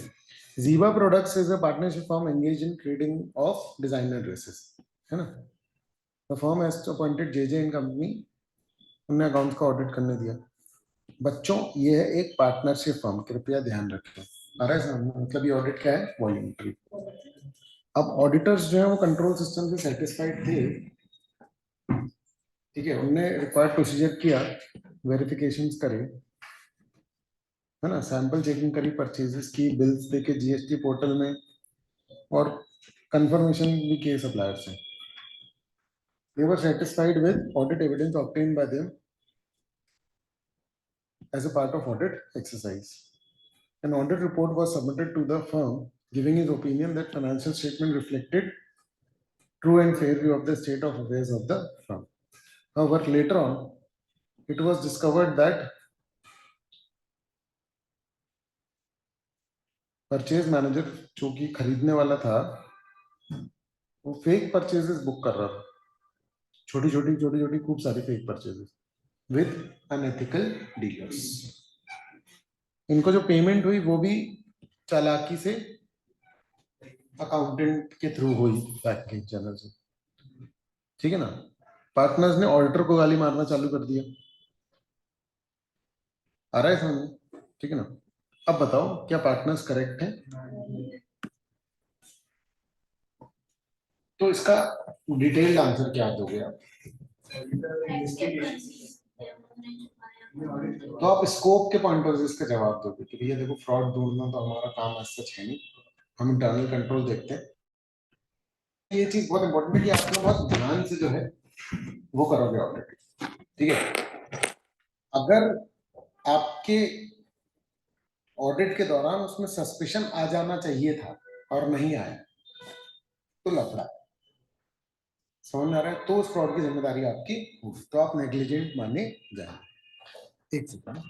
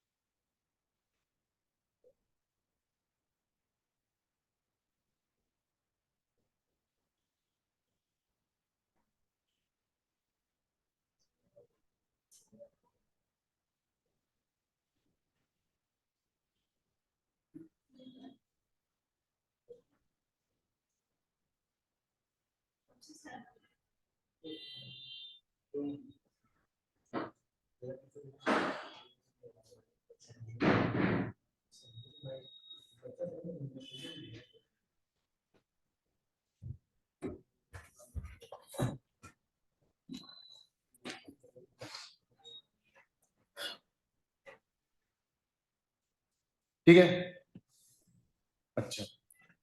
ऑडिट एक ऐसा असाइनमेंट है जिसमें ऑडिटर ओपिनियन देता है ना, कि ट्रू एंड फेयर है या नहीं।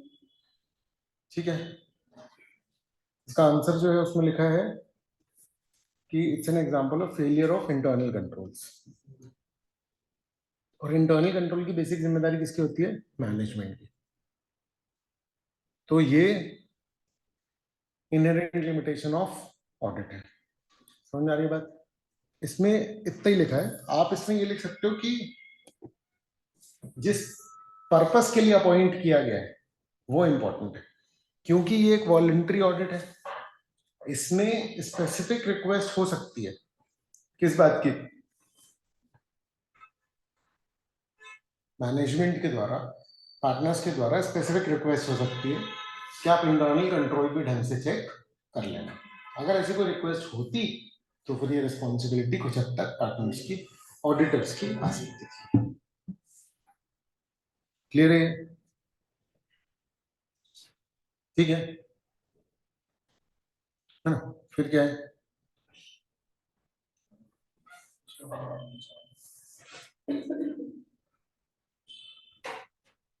Meaning of assurance engagement. ठीक है ना? तो अश्योरेंस एंगेजमेंट क्या होता है? ठीक है, एक ऐसा एंगेजमेंट जिसमें कि practitioner expresses a conclusion design to enhance the degree of confidence of the intended users other than the responsible party about the outcome of the evaluation or measurement of the subject matter against criteria। मतलब कि क्या बोल रहे हैं?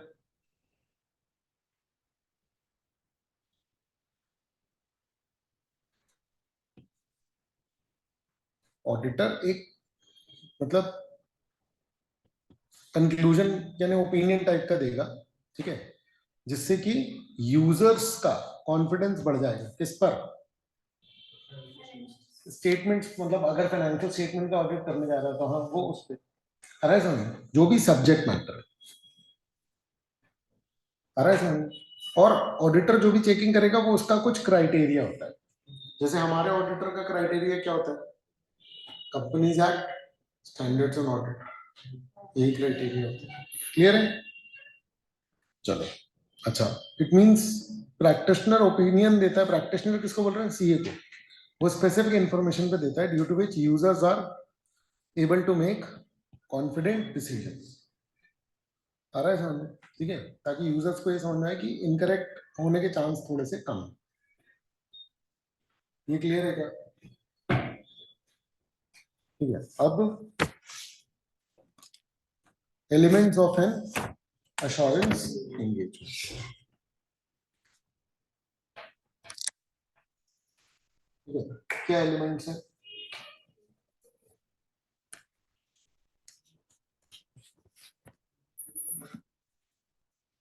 देखो, three party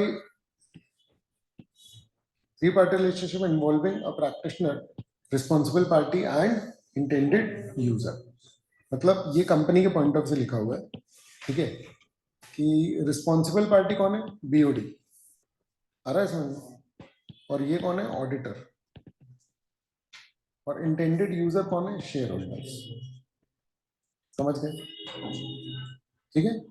तो in general three parties होती है, ठीक है ना। जैसे फर्म में भी कौन होगा रिस्पॉन्सिबल, अकाउंटेंट, ऐसे होगा, ठीक है ना। लोभान होगा, जला दिए इन लोगों ने, तेज धुआं कर रहा है, स्क्रू चला रहा है। चलेगा ना, उधर पीछे चल रहा है, वो चालू हो गया ना,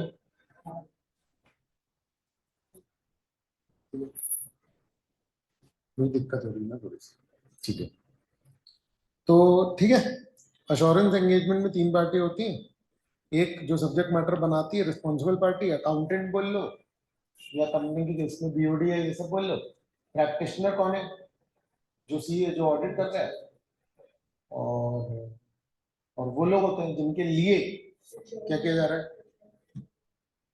ठीक है, एश्योरेंस एंगेजमेंट किया जा रहा है, ठीक है। फिर क्या है, एन अप्रोप्रिएट सब्जेक्ट मैटर। हम क्या बात कर रहे हैं, एक एश्योरेंस एंगेजमेंट में क्या क्या होता है, तीन पार्टीज होती हैं, एक अप्रोप्रिएट सब्जेक्ट मैटर होता है, बुक्स बुक्स जो है, आ रहा है समझ, ठीक है ना। सूटेबल क्राइटेरिया होता है, क्राइटेरिया मतलब कंपनीज एक्ट के जो ग्राउंड्स दिए हुए हैं, एसेज दिए हुए हैं, अकाउंटिंग स्टैंडर्ड जो दिए हैं, मतलब ये क्राइटेरिया कि अकाउंटिंग स्टैंडर्ड फॉलो हो रहे हैं कि नहीं हो रहे हैं। इस क्राइटेरिया के हिसाब से वो क्या कर रहा है, ऑडिट कर रहा है। क्लियर है ना। दीज रेफर टू बेंचमार्क, है ना, गाइडिंग क्लॉज रेगुलेशंस। अब ऑडिटर क्या ऑब्टेन करेगा, सफिशिएंट अप्रोप्रिएट ऑडिट एविडेंस। समझ गए हो, जिसके बेस पे वो क्या करेगा, अपना ओपिनियन देगा। अश्योरेंस बड़ा वर्ड है जिसमें कि और चीजें इंक्लूड हो सकती है। हम लोग जनरली क्या एग्जांपल लेकर के चलते हैं, ऑडिट का। अरे सर, अश्योरेंस लिमिटेड अश्योरेंस भी हो सकता है, रिव्यू भी हो सकता है। हाँ, अश्योरेंस एक बड़ा टर्म है जिसके अंदर ऑडिट भी आता है, ठीक है ना। अश्योरेंस मतलब भरोसा, भरोसा कम दे रहे हो तो लिमिटेड रिव्यू हो गया, ठीक है। सफिशिएंट एंड अप्रोप्रिएट जो है ये आपको अलग से डिफाइन करने आ जाते हैं कभी कभी। अरे समझ में, what do you understand by sufficient appropriate, clear है। तो आप ये समझ जाओ कि भैया कोई क्राइटेरिया नहीं है कि 10 इतनी बड़ी एंटिटी तो 10 सैंपल चेक कर लेना, इतनी बड़ी एंटिटी तो 100 सैंपल चेक कर लेना, ऐसा कुछ भी नहीं। क्या होगा इसमें,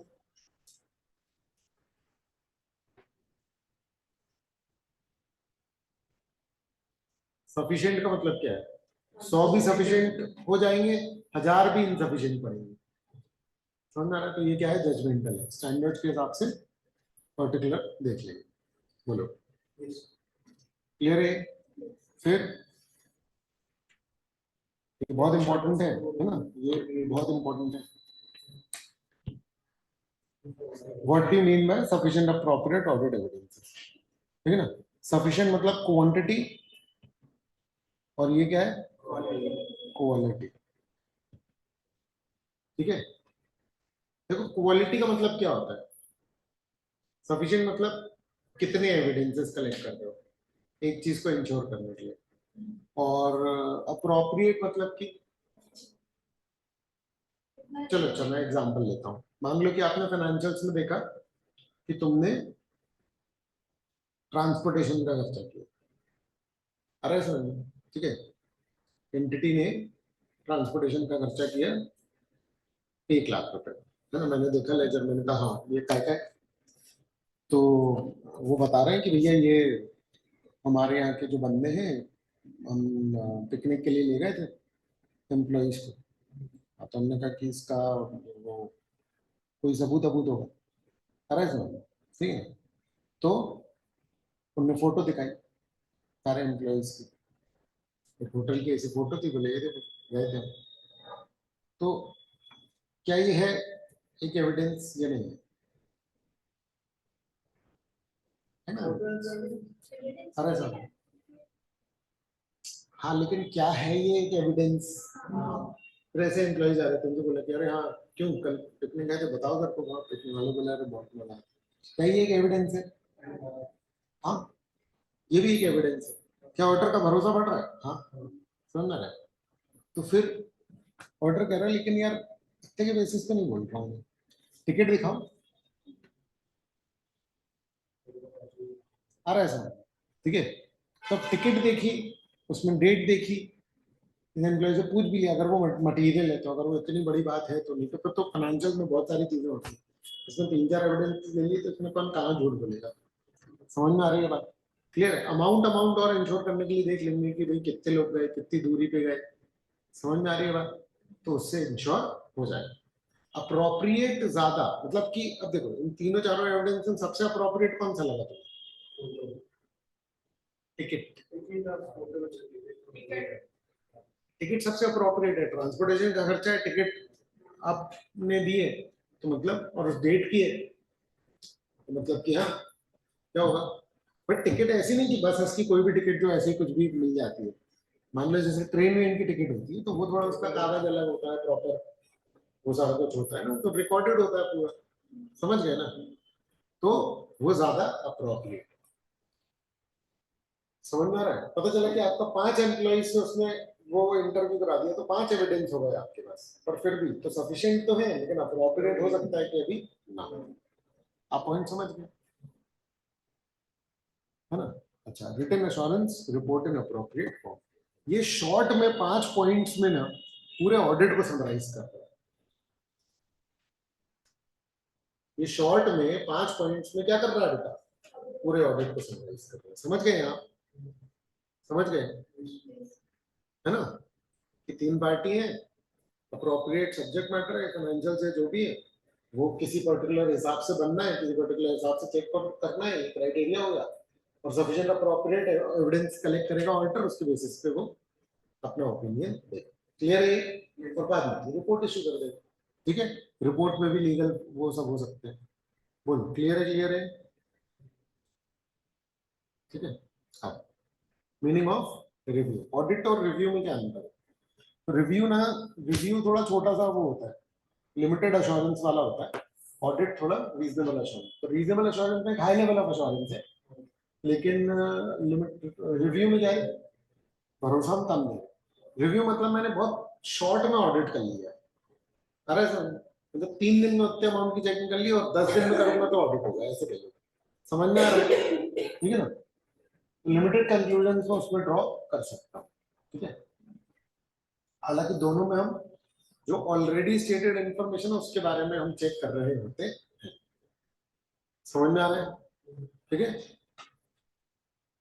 फिर क्या है? Reasonable assurance engagement versus limited assurance. As already discussed, assurance engagement provide assurance, ठीक है ना? बट अलग अलग डिग्री पे। रीजनेबल अश्योरेंस में हाई लेवल ऑफ अश्योरेंस है, लिमिटेड अश्योरेंस में लिमिटेड अश्योरेंस है, मतलब सिर्फ मॉडरेट लेवल ऑफ अश्योरेंस है, जबकि ऑडिट में हाई डिग्री ऑफ अश्योरेंस है। ये क्लियर है? ये इंपॉर्टेंट है।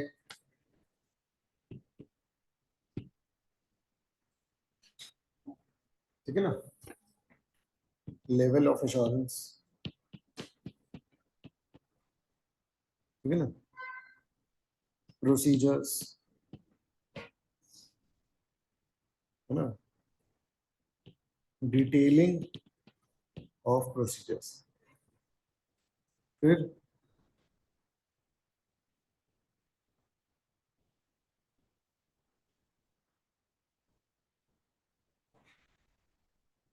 Type of conclusions,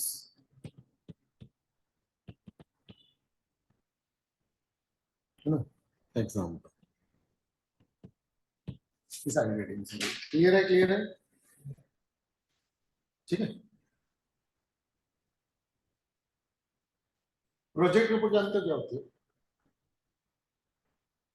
project report जानते हो क्या होती है? लोन वगैरह बिल्कुल सही। क्या होता है, मान लो कि तुम्हें लोन लेना है कि भैया मैं एक पर्टिकुलर मुर्गी का फार्म खोलूंगा, 1000 मुर्गी पालूंगा, फिर वो अंडे देगी, फिर वो 100 और मुर्गी होगी, समझ में आ रहा है? तो अगले 5 साल में मैं 1 लाख मुर्गी पालन का करूंगा, साथ में फिश कैपिटल लूंगा, समझ में आ रही है बात? तो बैंक बोलता है कि अच्छा इसको एक बार फाइनेंशियल बताओ, कितनी सेल करोगे, क्या करोगे, तो एक प्रोजेक्टेड फाइनेंशियल स्टेटमेंट बनते हैं, समझ में आ रहा है? तो प्रोजेक्टेड क्या है, एक तरीके से उनके लिए ऑफिशियल टर्म एक यूज होता है जिसका कहते हैं प्रोस्पेक्टिव।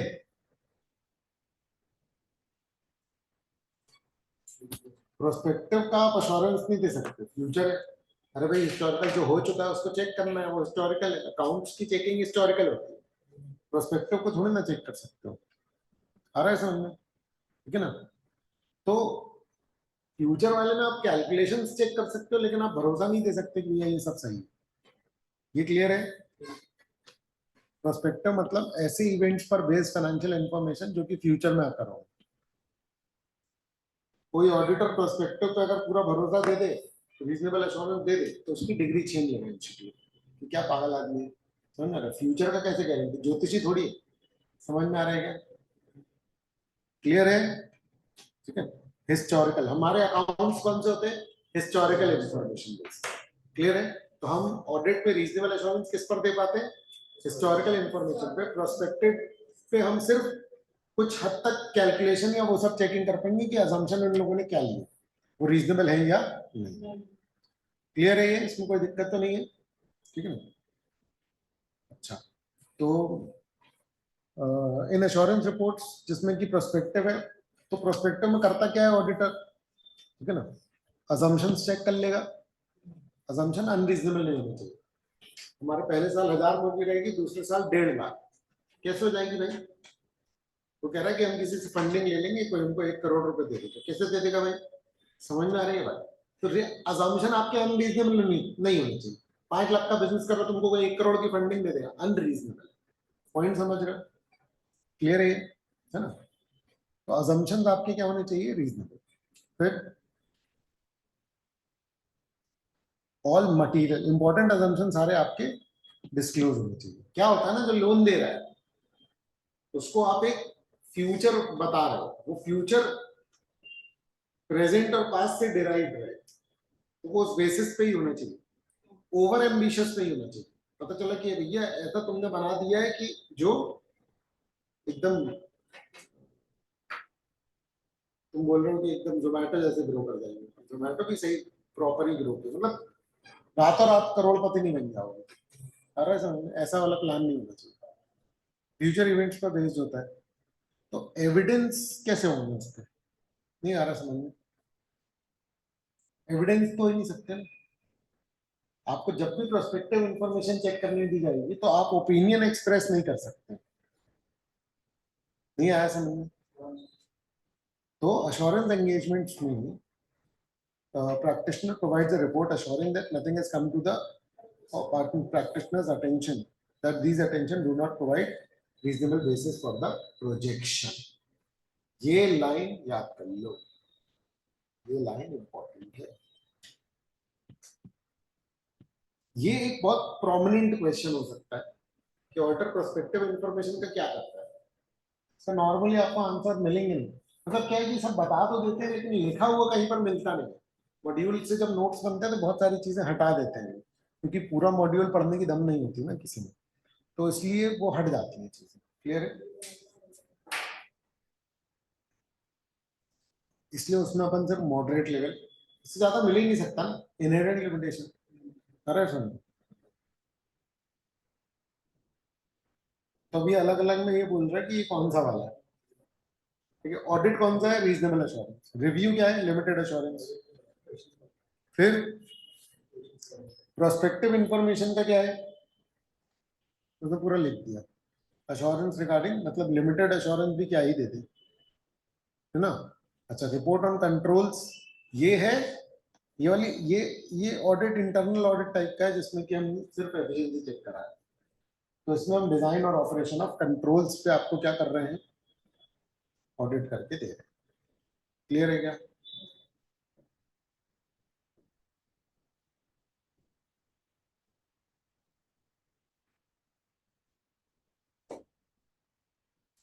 समझ गए हो ये? ठीक है ना? ये बताओ, the management of exotic tours and travels limited request अपने ऑडिटर राजा एंड कंपनी से बोला कि भैया अश्योरेंस रिपोर्ट दे दे यार on the financials information for first quarter by skipping required detailed procedures. तो बताओ क्या नेचर होगा उसका?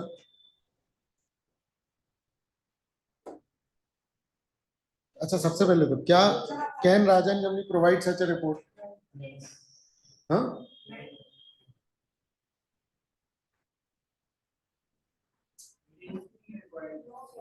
अश्योरेंस रिपोर्ट बोल रहा है वो, कौन सा अश्योरेंस नहीं बोला ना, तो आप बोल दो कि वो रिव्यू के जैसा दे सकता है। क्या नेचर होगा उसका? रिव्यू है ना, लिमिटेड रिव्यू। क्या ऐसा जरूरी है कि सफिशिएंट अप्रोप्रिएट ऑडिट अगेंस्ट लिए जाए? सफिशिएंट अप्रोप्रिएट तो वैसे भी सब्जेक्टिव वर्ड हो गया ना, तो रिव्यू के लिए जितना सफिशिएंट अप्रोप्रिएट है उतना ले लो। नहीं आया इसमें आंसर में लिखा है such a report would be in the nature of review, however auditors would have to obtain sufficient appropriate, बस इतना ही लिखा है। क्लियर है? चलो बाकी कल करते हैं। स्पीड ठीक चल रही है अपनी।